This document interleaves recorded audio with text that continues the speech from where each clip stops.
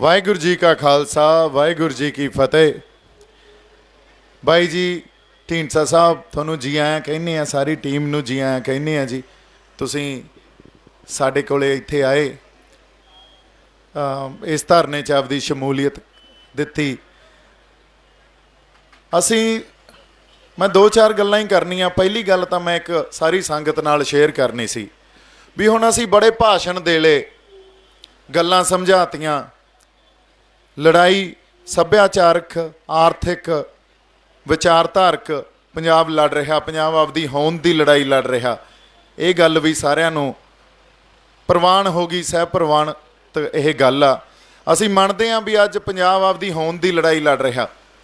देखो होंद दी लड़ाई किवें लड़ रहा, एडा वड्डा उभार इस संघर्ष च कल्ले पंजाब च साडे सूबे च देखदा। सवाल आ भी बाकी सूबे क्यों नहीं खड़े हो रहे। बाकी क्योंकि किसानी तो होर सूबियां च भी आ, वो क्यों नहीं खड़े होए। ये उभार उत्थे क्यों नहीं आ। सानू एक गल समझण दी जरूरत आ भी दिल्ली सरकार जिहड़ी आपदी पॉलिटिक्स या आपदी विचारधारा घड़दी आ ना, वो एक मेजोरिटेरियन विचारधारा ते मेजोरिटेरियन पॉलिटिक्स आ।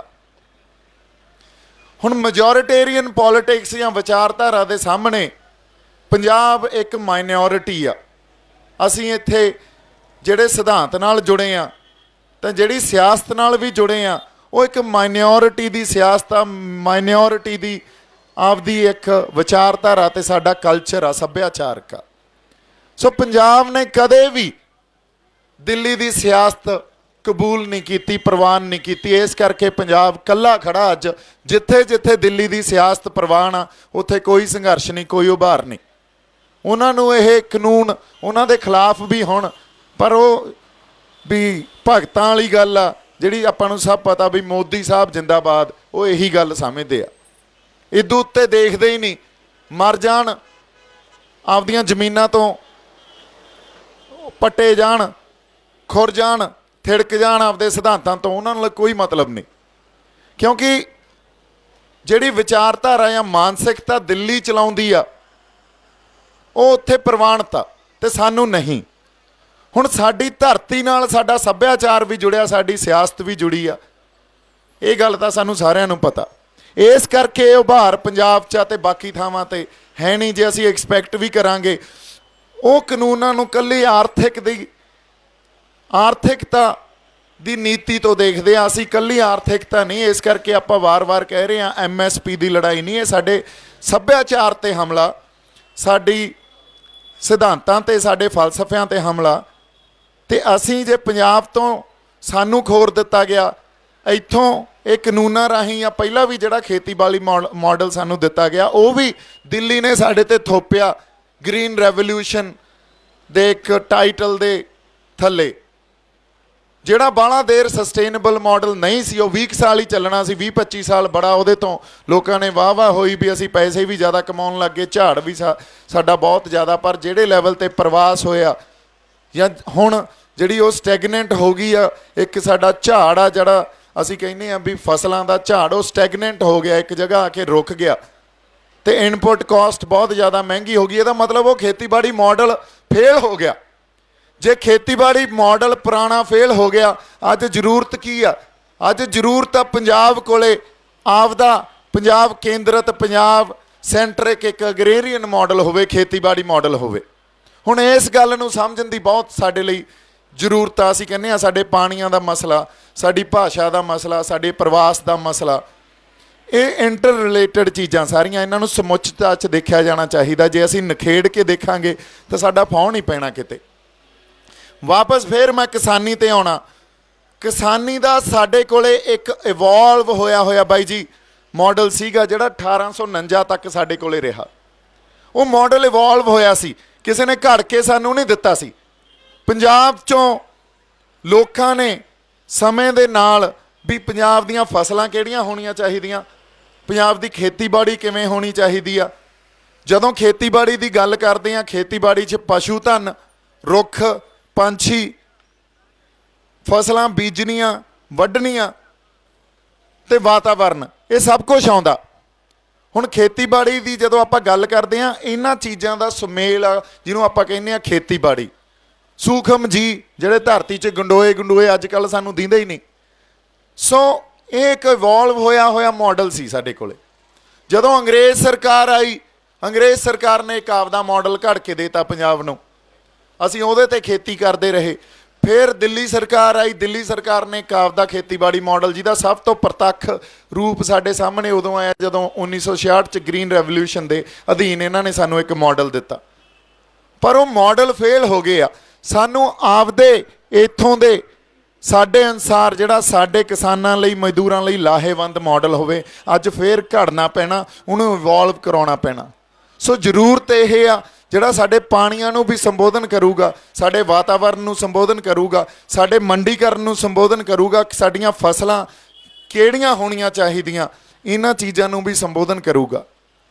ਸੋ ਜਿਹੜੀ ਸਟਰਗਲ ਆਪਾਂ ਲੜ ਰਹੇ ਹਾਂ, ਉਹ ਸੋਸ਼ਲ ਸਟਰਗਲ ਤੇ ਪੋਲੀਟੀਕਲ ਸਟਰਗਲ ਬਣ ਗਈ ਆ ਜੀ। ਇੱਕ ਸੋਸ਼ਲ ਆਏ ਆ ਵੀ ਇਹ ਖੇਤੀਬਾੜੀ ਮਾਡਲ ਘੜੀਏ, ਇਵੋਲਵ ਹੋ ਕੇ ਘੜੀਏ, ਇਹਦੇ 'ਚ ਸਾਰੇ ਸਾਡੇ ਨਾਲ ਆਉਣ, ਆਪਾਂ ਮੰਥਨ ਕਰੀਏ, ਇੱਕ ਬ੍ਰੇਨ ਸਟਾਰਮਿੰਗ ਕਰੀਏ, ਖੇਤੀਬਾੜੀ ਮਾਹਿਰ ਹੋਣ, ਐਗਰੋ ਇਕੋਨਮਿਸਟ ਹੋਣ, ਪੋਲੀਟੀਕਲ ਲੀਡਰਸ ਵੀ ਹੋਣ, ਕਿਉਂਕਿ ਬੜੇ ਸਾਡੇ ਕੋਲੇ ਚੰਗੇ ਇਮਾਨਦਾਰ ਪੋਲੀਟੀਕਲ ਲੀਡਰ ਬੈਠੇ ਆ, ਤੇ ਇਕੋਨਮਿਸਟ ਵੀ ਹੋਣ, ਤੇ ਆਪਦਾ ਖੇਤੀਬਾੜੀ ਮਾਡਲ ਆਪਾਂ ਘੜੀਏ। ਦੂਜੀ ਗੱਲ, ਉਹਨੂੰ ਲਾਗੂ ਕਿਵੇਂ ਕਰਾਉਣਾ? ਹੁਣ ਲਾਗੂ ਤਾਂ ਪੋਲੀਟੀਕਲ ਸਟਰਗਲ ਦੇ ਥਰੂ ਹੀ ਕਰਾਉਣਾ ਪੈਣਾ, ਸਰਕਾਰ ਕਰਾਵੇ। ਪਰ ਪੰਜਾਬ ਸਰਕਾਰ ਨੇ, ਆਪਾਂ ਦੇਖ ਹੀ ਰਹੇ ਹਾਂ, ਕੱਲ੍ਹ ਉਹ ਹੋਮ ਮਿਨਿਸਟਰ ਸਾਹਿਬ ਅਮਿਤ ਸ਼ਾਹ ਨੂੰ ਉਹਨਾਂ ਨੂੰ ਮਿਲ ਕੇ ਆਏ, ਤੇ ਆਉਂਦੇ ਹੀ ਉਹਨਾਂ ਦੇ ਸੋਲੇ ਗਾਉਣ ਲੱਗ ਗਏ ਵੀ ਸਾਨੂੰ ਬਹੁਤ ਚੰਗੀ ਤਰ੍ਹਾਂ ਮਿਲੇ, ਤੇ ਸਾਨੂੰ ਬੜਾ ਉਹਨਾਂ ਨੇ ਕਿਹਾ ਵੀ ਤੁਸੀਂ ਬੜੀਆਂ ਕੁਰਬਾਨੀਆਂ ਕੀਤੀਆਂ। ਦੇਖੋ ਤੁਸੀਂ, ਜਦੋਂ ਸਾਡੇ ਸੰਘਰਸ਼ ਨੂੰ ਕਮਜ਼ੋਰ ਕਰਨਾ, ਹਾਲਾਂਕਿ ਗੱਲ ਕੀ ਹੋਈ ਆ, ਗੱਲ ਉਹਨਾਂ ਨੇ, ਪੰਜਾਬ ਸਰਕਾਰ ਨੇ ਗੱਲ ਉਹਨਾਂ ਕੋਲੇ ਜਾ ਕੇ ਇਹ ਕੀਤੀ ਵੀ ਪੰਜਾਬ ਦੇ ਪਿੰਡਾਂ 'ਚ ਜਿਹੜਾ ਮਾਹੌਲ ਬਣਦਾ ਜਾ ਰਿਹਾ ਉਹ ਬੜਾ ਖਰਾਬ ਆ। ਇੱਕ ਖਾਲਿਸਤਾਨ ਪੱਖੀ, ਦੇਖੋ ਗੱਲ ਕਿੱਧਰ ਨੂੰ ਤੋਰਨੀ ਆ, ਮਾਹੌਲ ਬਣਦਾ ਜਾ ਰਿਹਾ, ਇਹਨੂੰ ਕੰਟਰੋਲ ਕਰੋ, ਕਿਵੇਂ ਨਾ ਕਿਵੇਂ ਸਿਚੁਏਸ਼ਨ ਨੂੰ ਡਿਫਿਊਜ਼ ਕਰੀਏ। ਸੈਂਟਰ ਸਰਕਾਰ ਕਹਿੰਦੀ ਇਹ ਤਾਂ ਤੁਹਾਡਾ ਮਸਲਾ, ਲਾਅ ਐਂਡ ਆਰਡਰ ਤਾਂ ਤੁਸੀਂ ਮੇਨਟੇਨ ਕਰਕੇ ਰੱਖਣਾ। ਹੁਣ ਇਹ ਫਸ ਗਏ, ਇਸ ਗੱਲ 'ਚ ਇਹ ਫਸ ਗਏ। ਇਹ ਕਹਿੰਦੇ ਐਂ ਕਰਦੇ ਆ ਜੀ ਅਸੀਂ, ਫਿਰ ਕੀ ਕਰੀਏ? ਉਹ ਕਹਿੰਦੇ ਐਂ ਕਰੋ, ਰੇਲ ਗੱਡੀਆਂ ਤੇ ਜਿਹੜੇ ਧਰਨੇ ਆ ਨਾ, ਉਹਨਾਂ ਨੂੰ ਚੁਕਾਓ, ਅਸੀਂ ਰੇਲਾਂ ਚਲਾਉਣਾ ਸ਼ੁਰੂ ਕਰਦੇ ਹਾਂ, ਇਹਨਾਂ ਨੂੰ ਟੋਲ ਪਲਾਜ਼ਿਆਂ ਤੇ ਬੈਠੇ ਰਹਿਣ ਦਿਓ। ਟੋਲ ਪਲਾਜ਼ਿਆਂ ਤੇ ਸਰਕਾਰ ਤੇ ਕੋਈ ਅਸਰ ਨਹੀਂ, ਜਿੰਨੇ ਕੌਂਟਰੈਕਟ ਜਿਹਨੇ ਸਫ਼ਰ ਕੀਤਾ, ਆ ਜਿਹੜੇ ਕੌਂਟਰੈਕਟਰਸ ਨੇ, ਉਹਨਾਂ ਟਾਈਮ ਅਸੀਂ ਵਧਾ ਦਾਂਗੇ। ਸੋ ਹੁਣ ਕਿਸਾਨਾਂ ਕੋਲੇ, ਸਾਡੇ ਕੋਲੇ ਅਗਲਾ ਆਉਣ ਵਾਲਾ ਜਿਹੜਾ ਟਾਈਮ ਆ ਨਾ, ਜਿਵੇਂ ਮੈਂ ਕਿਹਾ ਭਾਸ਼ਣ ਦੇ ਚੁੱਕੇ ਹਾਂ, ਗੱਲਾਂ ਵੀ ਸਮਝ ਚੁੱਕੇ ਹਾਂ, ਅਗਲਾ ਸਟੈਪ ਵੀ ਲੋਕਾਂ ਨੂੰ ਇਕੱਲਾ ਜਗਾਉਣਾ ਹੀ ਜ਼ਰੂਰੀ ਨਹੀਂ ਹੁੰਦਾ, ਲੋਕਾਂ ਨੂੰ ਇੱਕ ਸੇਧ ਦੇਣੀ ਹੁੰਦੀ ਆ। ਉਸ ਤੋਂ ਬਾਅਦ ਲੀਡਰਸ਼ਿਪ ਦੀ, ਜਾਂ ਜਿਹੜੇ ਸਾਡੇ ਆਗੂ ਆ ਉਹਨਾਂ ਦੀ ਜ਼ਿੰਮੇਵਾਰੀ ਹੁੰਦੀ ਆ ਇਹ ਜਗਾ ਕੇ ਮੁੜ ਕੇ ਉੱਥੇ ਹੀ ਛੱਡ ਦੇਣਾ, ਇਹ ਤਾਂ ਸਭ ਤੋਂ ਵੱਡੀ ਤਰਾਸਦੀ ਆ। ਅਗਲੀ ਸੇਧ ਦੇਣੀ ਹੁੰਦੀ ਆ। ਸੇਧ ਸਾਡੀ ਇਹ ਆ ਵੀ ਅਸੀਂ ਆਪਦਾ ਇੱਕ ਖੇਤੀਬਾੜੀ ਮਾਡਲ ਕ੍ਰੀਏਟ ਕਰੀਏ, ਉਹਨੂੰ ਸਿਰਜੀਏ, ਸਿਰਜਣ ਵਾਸਤੇ ਮੰਚ ਤਿਆਰ ਕਰੀਏ।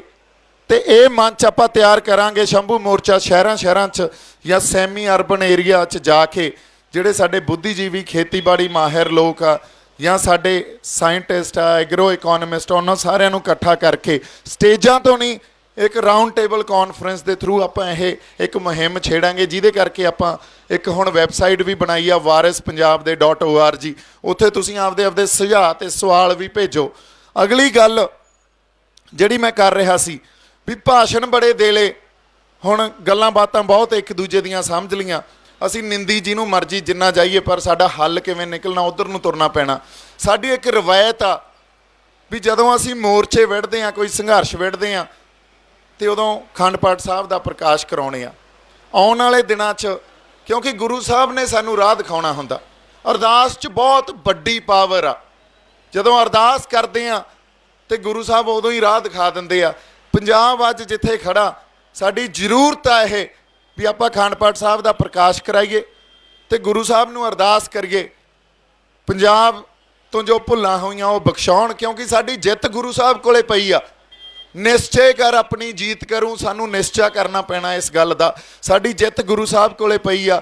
ਅਸੀਂ ਕਹੀਏ ਪੰਜਾਬ ਤੋਂ ਜੋ ਭੁੱਲਾਂ ਹੋਈਆਂ ਉਹ ਬਖਸ਼ਾਓ ਪਾਤਸ਼ਾਹੋ, ਤੇ ਪੰਜਾਬ ਨੂੰ ਖੁਸ਼ੀਆਂ ਵਾਪਸ ਦਿਓ, ਬਖਸ਼ਿਸ਼ ਕਰੋ ਪੰਜਾਬ ਨੂੰ ਖੁਸ਼ੀਆਂ ਦੀ, ਪੰਜਾਬ ਦੀ ਜਿੱਤ ਹੋਵੇ ਇਸ ਸੰਘਰਸ਼ 'ਚੋਂ। ਉਦੋਂ ਬਾਅਦ ਫਿਰ ਆਪਦੇ ਸੰਘਰਸ਼ ਦੀ ਸਾਡੀ ਨੁਹਾਰ ਦੇਖਿਓ ਕਿੱਧਰ ਨੂੰ ਜਾਂਦੀ ਆ। ਸੋ 15 ਤਰੀਕ ਤੋਂ ਦੀਵਾਲੀ ਤੋਂ ਅਗਲੇ ਦਿਨ ਆਪਾਂ ਇੱਥੋਂ ਪਾਠ ਨੂੰ ਆਰੰਭ ਕਰਨਾ ਤੇ 17 ਤਰੀਕ ਨੂੰ ਭੋਗ ਪਾਉਣਾ। 17 ਤਰੀਕ ਨੂੰ ਸੱਦਾ ਇਹ ਆ ਵੀ ਪੰਜਾਬ ਦੇ ਜਿੱਥੇ ਜਿੱਥੇ ਕੋਈ ਰੂਹਾਂ ਬੈਠੀਆਂ ਜਿਹੜੀਆਂ ਪੰਜਾਬ ਦੇ ਲਈ ਦਰਦ ਰੱਖਦੀਆਂ ਉਹ ਸ਼ੰਭੂ ਮੋਰਚੇ ਤੇ ਜ਼ਰੂਰ ਆਉਣ। ਹਰ ਘਰ 'ਚੋਂ ਇੱਕ ਜੀ ਜ਼ਰੂਰ ਆਵੇ, ਆਪਾਂ ਅਰਦਾਸ 'ਚ ਸ਼ਾਮਲ ਹੋਈਏ ਤੇ ਗਾਂ ਸੰਘਰਸ਼ ਦੀ ਸੇਧ ਕੀ ਹੋਵੇ, ਇਹ ਤੋਂ ਬਾਅਦ ਅਸੀਂ ਇਸ ਸੰਘਰਸ਼ ਨੂੰ ਕਿਵੇਂ ਗਾਂ ਲੈ ਕੇ ਜਾਣਾ, ਲੋਕਾਂ ਨੂੰ ਲਾਮਬੰਦ ਰੱਖਣਾ, ਇਹ ਗੱਲ ਆਪਾਂ ਅਰਦਾਸ ਕਰਕੇ ਉਦੋਂ ਬਾਅਦ ਡਿਸਾਈਡ ਕਰੀਏ। ਸੋ ਮੇਰੇ ਵੱਲੋਂ ਅੱਜ ਜਿਹੜੀ ਗੱਲ ਕਰਨੀ ਸੀ ਆਪਾਂ, ਚਲੋ ਸਰਕਾਰ ਦੀਆਂ ਜਿਹੜੀਆਂ ਇੱਕ ਕੌਨਸਪੀਰੇਸੀ ਥਿਊਰੀਜ਼ ਆ ਇਹਦੇ ਤੇ ਤਾਂ ਬਹੁਤ ਗੱਲ ਕਰ ਸਕਦੇ ਹਾਂ, ਕਿਉਂਕਿ ਇੱਕ ਜਿਹੜੀ ਅਸੀਂ ਸੰਘਰਸ਼ 'ਚ ਇੱਕ ਲੜਾਈ ਇਹ ਵੀ ਲੜ ਰਹੇ ਹਾਂ ਵੀ ਜਿਹੜੀ ਇੱਕ ਸੈਂਟਰਲਾਈਜ਼ ਪਾਵਰ ਆ, ਭਾਈ ਜੀ ਵੀ ਹੁਣੇ ਕਹਿ ਕੇ ਗਏ, ਪਾਵਰ ਨੂੰ ਕਿਵੇਂ ਇਹ ਸੈਂਟਰਲਾਈਜ਼ ਕਰ ਰਹੇ ਆ ਸਮੇਂ ਤੋਂ ਸੰਵਿਧਾਨ 'ਚ ਤਰਮੀਮਾਂ ਕਰਕੇ ਸੋਧਾਂ ਕਰਕੇ ਪਾਵਰ ਨੂੰ ਇੱਕੋ ਜਗ੍ਹਾ ਇਕੱਠਾ ਕਰ ਲਿਆ ਤੇ ਉਦੋਂ ਬਾਅਦ ਉਹਨੂੰ ਪਰਸਨਲਾਈਜ਼ ਕਰਤਾ। ਕਿਉਂਕਿ ਅੱਜ ਦੇਖੋ ਤੁਸੀਂ ਮੋਦੀ ਜਾਂ ਅਮਿਤ ਸ਼ਾਹ, ਇਹ ਦੋ ਹੀ ਬੰਦੇ ਆ ਜਿਨ੍ਹਾਂ ਤੋਂ ਪਾਵਰ ਦਾ ਸੰਚਾਲਨ ਹੁੰਦਾ। ਸੋ ਇੰਨੀ ਜ਼ਿਆਦਾ ਪਾਵਰ ਸੈਂਟਰਲਾਈਜ਼ ਹੋ ਕੇ ਤੇ ਜੇ ਪਰਸਨਲਾਈਜ਼ ਹੋਊਗੀ ਤਾਂ ਕਦੇ ਵੀ ਅਸੀਂ ਨਿਆਂ ਨਹੀਂ ਲੈ ਸਕਾਂਗੇ, ਕਦੇ ਉਹ ਬੰਦਾ ਨਿਆਂ ਦੇ ਹੀ ਨਹੀਂ ਸਕਦਾ। ਸੋ ਸਟਰਗਲ ਆ ਜਿਹੜੀ ਉਹ ਪਾਵਰ ਨੂੰ ਡੀਸੈਂਟਰਲਾਈਜ਼ ਕਰਨ ਵਾਸਤੇ ਕਰ ਰਹੇ ਆ। ਪਾਵਰ ਦਾ ਵੰਡਿਆ ਜਾਣਾ ਸੂਬਿਆਂ ਤੱਕ, ਸ਼ਹਿਰਾਂ ਤੱਕ, ਗਾਂ ਗਲੀ ਮਹੱਲਿਆਂ ਤੱਕ, ਪਿੰਡਾਂ ਤੱਕ ਇਹ ਬਹੁਤ ਜ਼ਰੂਰੀ ਆ। ਜਦੋਂ ਤੱਕ ਇਹ ਵਰਤਾਰਾ ਨਹੀਂ ਹੋਊਗਾ ਉਦੋਂ ਤੱਕ ਅਸੀਂ ਕਹੀਏ ਵੀ ਇੱਕ ਸਾਰਥਕ ਸਮਾਜ ਸਿਰਜ ਲਾਂਗੇ, ਇਹ ਤਾਂ ਸਿਰਜਿਆ ਨਹੀਂ ਜਾ ਸਕਦਾ। ਇਹ ਡਿਸਕਸ਼ਨ ਬੜੀ ਲੰਬੀ ਆ, ਪਰ ਹਜੇ ਮੇਰਾ ਅੱਜ ਜਿਹੜਾ ਮਕਸਦ ਇਹ ਸੀ ਵੀ ਗੁਰੂ ਸਾਹਿਬ ਤੋਂ ਆਪਾਂ ਸੇਧ ਲਈਏ, ਗੁਰੂ ਸਾਹਿਬ ਨੂੰ ਅਰਦਾਸ ਕਰੀਏ ਔਰ ਸ਼੍ਰੀ ਗੁਰੂ ਗ੍ਰੰਥ ਸਾਹਿਬ, ਧੰਨ ਸ਼੍ਰੀ ਗੁਰੂ ਗ੍ਰੰਥ ਸਾਹਿਬ ਸਾਨੂੰ ਆਉਣ ਵਾਲਾ ਸਮੇਂ 'ਚ ਸਾਡੀ ਸੇਧ ਕੀ ਹੋਵੇ ਤੇ ਅਸੀਂ ਜਾਣਾ ਕਿੱਧਰ ਨੂੰ ਆ, ਇਹ ਗੱਲ ਸਾਨੂੰ ਮਾਰਗਦਰਸ਼ਨ ਦੇਣ। ਇਸ ਖਾਤਰ 15 ਤਰੀਕ ਨੂੰ ਪਾਠ ਆਰੰਭ ਕਰੀਏ ਤੇ 17 ਤਰੀਕ ਨੂੰ ਆਪਾਂ ਸ਼੍ਰੀ ਅਖੰਡ ਪਾਠ ਸਾਹਿਬ ਦਾ ਭੋਗ ਪਾਈਏ ਜੀ। ਤੁਹਾਨੂੰ ਸਾਰਿਆਂ ਨੂੰ ਸੱਦਾ, ਪੰਜਾਬ ਦੇ ਹਰ ਘਰ 'ਚੋਂ ਇੱਕ ਜੀ ਸਾਡੇ ਕੋਲੇ ਆ ਕੇ ਉਸ ਅਰਦਾਸ 'ਚ ਸ਼ਾਮਲ ਹੋਵੇ।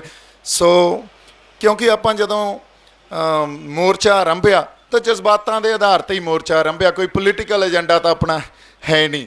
ਜੇ ਪੋਲੀਟੀਕਲ ਏਜੰਡਾ ਨਹੀਂ ਆ, ਮੈਨੂੰ ਪਤਾ ਕੰਮਕਾਰ ਆਪਾਂ ਸਾਰਿਆਂ ਨੂੰ ਆ, ਕੰਮਕਾਰ ਸਾਰੇ ਆਪਦੀ ਜਗ੍ਹਾ ਹੈ ਵੀ, ਪਰ ਜੇ ਪੰਜਾਬ ਬਚੂਗਾ ਤਾਂ ਕੰਮਕਾਰ ਬਚਣਗੇ। ਜੇ ਪੰਜਾਬ ਨਹੀਂ ਬਚਿਆ ਤਾਂ ਫਿਰ ਕਿੱਥੋਂ ਕਿਹੜੇ ਕੰਮਕਾਰ, ਤੇ ਅਸੀਂ ਮੁੜ ਕੇ ਆਪਦੀਆਂ ਜ਼ਮੀਰਾਂ ਹੀ ਜੇ ਧਰਤੀਆਂ ਉਹਨਾਂ ਕੋਲੇ ਤੇ ਫਿਰ ਅਸੀਂ ਵੀ ਜਿਉਂਦੇ ਜਾਗਦੀ ਬੰਦਿਆਂ 'ਚ ਤੇ ਜਿਹੜੇ ਜਾਨਵਰਾਂ 'ਚ ਕੋਈ ਫਰਕ ਨਹੀਂ ਹੋਣਾ।